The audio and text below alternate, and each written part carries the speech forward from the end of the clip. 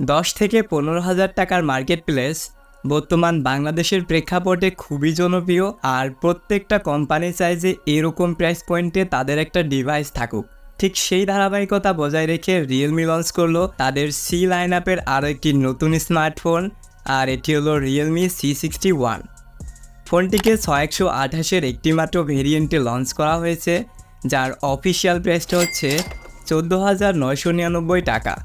তো আজকের ভিডিওতে আমরা এই ফোনটি সম্পর্কে বিস্তারিতভাবে কথা বলবো এবং এরকম প্রাইস পয়েন্ট থেকে ফোনটা আসলেই আপনার জন্য কেমন হবে সেটি জানতে লাইক অ্যান্ড সাবস্ক্রাইব করে পুরো ভিডিওটার সাথেই থাকুন। তো চলুন শুরু করি আজকের এই ইন্টারেস্টিং ভিডিও। শুরুতেই কথা বলতে চাই এই ফোনটির ডিজাইন দিয়ে। ফোনটির ডিজাইনকে যথেষ্ট সুন্দর অ্যান্ড প্রিমিয়াম করা হয়েছে। Front glass and back plastic বা পলিকার্বনেট বিল্ড। এছাড়াও এই ফোনটিকে বেশ কয়েকটি কালার ভেরিয়েন্টে পাওয়া যাবে এবং এই ফোনটিতে রয়েছে IP54-এর ডাস্ট অ্যান্ড ওয়াটার রেজিস্ট্যান্স, যার ফলে হালকা পাতলা পানি ছিটে ফোটা বা ধুলাবালিতে তেমন কিছুই হবে না। পোর্টস অ্যান্ড বাটনগুলো একদম ঠিকঠাক পজিশন অনুযায়ী রয়েছে। সেই সাথে থাকছে না সেকেন্ডারি নয়েজ ক্যান্সেলিং মাইক, যা এরকম প্রাইস পয়েন্টে আনএক্সপেক্টেড। এবং ফোনটার সিকিউরিটি সেন্সরের কথা বলতে গেলে ফোনটিতে রয়েছে সাইড মাউন্টেন ফিঙ্গারপ্রিন্ট স্ক্যানার, যেটি বেশ ফাস্ট অ্যান্ড অ্যাকুরেট। তবে উপরের দিকে লক্ষ্য করলেই প্রথমে আপনার চোখে যেটি পড়বে সেটি হচ্ছে ওয়াটার ড্রপ নজ, যা এই 24 সালে এসে মেনে নেওয়াটা খুবই কষ্টকর। এছাড়া 6.74 ইঞ্চের একটি IPS LCD প্যানেল ইউজ করা হয়েছে, যার রেজুলেশন হচ্ছে HD+, অর্থাৎ 720x1600 পিক্সেল উইথ 90 হার্টসের হাই রিফ্রেশ রেট থাকছে। এবং এই ডিসপ্লেটার পিক্সেল ডেনসিটি হচ্ছে 260 ppi। সিন বেজেলস এরকম প্রাইস পয়েন্ট থেকে অ্যাভারেজ, তবে লোয়ার সিনটাকে আরও একটু ন্যারো রাখা যেত। তবে ডিসপ্লেতে রয়েছে 450 নিট পিক ব্রাইটনেস, যা ইনডোর কন্ডিশনের জন্য ঠিকঠাক থাকলেও আউটডোর ডিরেক্ট সানলাইটে যথেষ্ট স্ট্রাগল করতে হবে। এবং ডিসপ্লেতে কোনো প্রোটেকশন আছে কি না এই ব্যাপারে কোনো অফিসিয়াল তথ্য পাওয়া যায়নি। তো বড় ডিসপ্লে হওয়ার কারণে কন্টেন্ট ওয়াচিং আপনার কাছে ভালোই লাগবে, তবে HD রেজুলেশন হওয়ায় শার্পনেসের ঘাটতি অবশ্যই ফিল করবেন।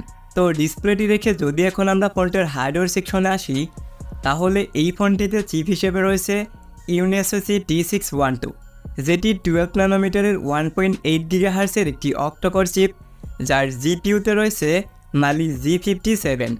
এই ফোনটিকে একটিমাত্র ভেরিয়েন্টে লঞ্চ করা হয়েছে, আর এটি হলো 128 GB ভেরিয়েন্ট।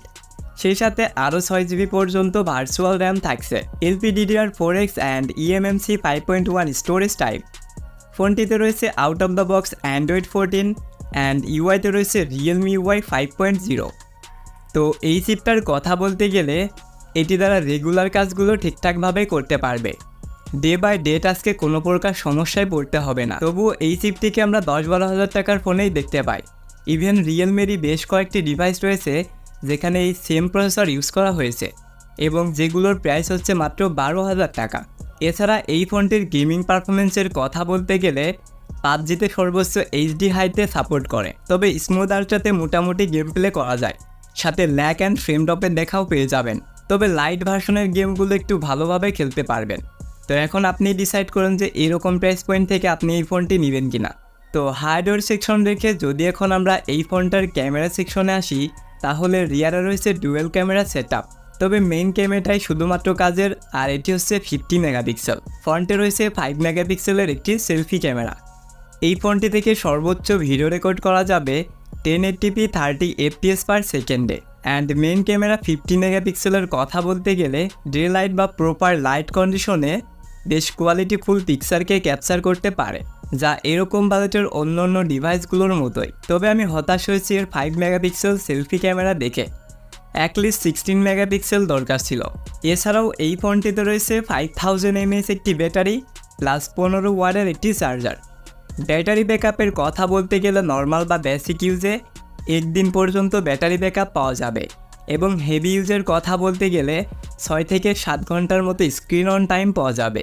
তো এখন কথা হচ্ছে যে এই ফোনটা কাদের জন্য। তো আপনি যদি এরকম প্রাইস পয়েন্ট থেকে শুধুমাত্র রেগুলার কাজগুলো করার জন্য একটি ডিভাইস নিতে চান, হেভি প্রেশার দিয়ে কোনো কাজ করবেন না, তাহলে আপনি এই ফোনটিকে দেখতে পারেন। অপরদিকে আপনার যদি এরকম প্রাইস পয়েন্ট থেকে পারফরমেন্স দরকার হয় প্লাস ক্যামেরা সেকশনটাও ভালো হতে হবে, তাহলে আমি বলবো আপনারা এই ফোনটি থেকে দূরে থাকবেন। তো এটি ছিল আজকের ভিডিও। আই হোপ আপনারা এই ভিডিওটি থেকে একটা ক্লিয়ার ধারণা পেয়েছেন। ভিডিওটা ভালো লাগলে অবশ্যই একটি লাইক করবেন। চ্যানেলে নতুন হয়ে থাকলে চ্যানেলটিকে সাবস্ক্রাইব করতে পারেন। আর সম্পূর্ণ ভিডিওটা দেখার জন্য অসংখ্য ধন্যবাদ। Thanks for watching.